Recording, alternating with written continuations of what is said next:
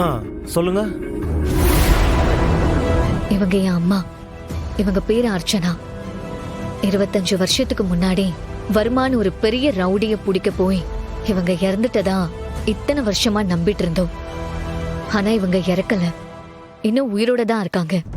அர்ச்சனா வர்மாவுடைய கேஸ deal பண்ணாங்களா?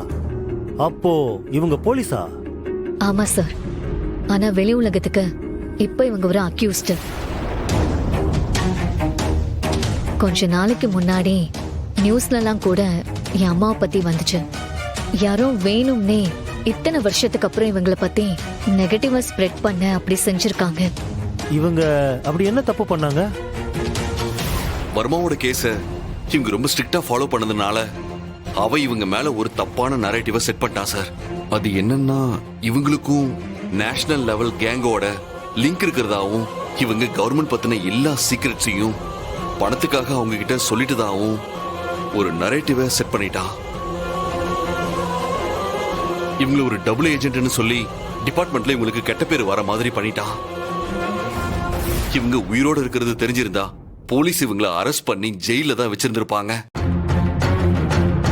ஆனா கண்டிப்பா இவங்க எந்த தப்பும் பண்ணல. எல்லாத்தையும் பண்ணிட்டு பழிய எங்க அம்மா மேல விழுற மாதிரி செஞ்சவன் தான் அந்த வர்மா. எங்க அம்மா உயிரோட இருந்தா எல்லாத்தையும் ப்ரூவ் பண்ணிடுவாங்கன்னு பயந்துதான் இவங்களை கொலை பண்றதுக்கு அட்டெம்ப்ட் பண்ணிருக்கான். ஏன்னா வர்மா மாட்டினா அவன் கூட இருக்கிற பெரிய ஆளுங்களா கண்டிப்பா மாட்டுவாங்க. அதுல நமக்கு பரிச்சயமானவங்க நிறைய பேர் இருக்க சான்ஸ் இருக்கு.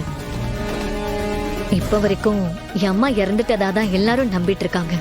ஆனா இவங்க உயிரோட இருக்காங்கன்ற விஷயம் எனக்கு ரீசெண்டா தான் தெரியும். இத்தனை வருஷமா என் அம்மா கோமால இருந்திருக்காங்க.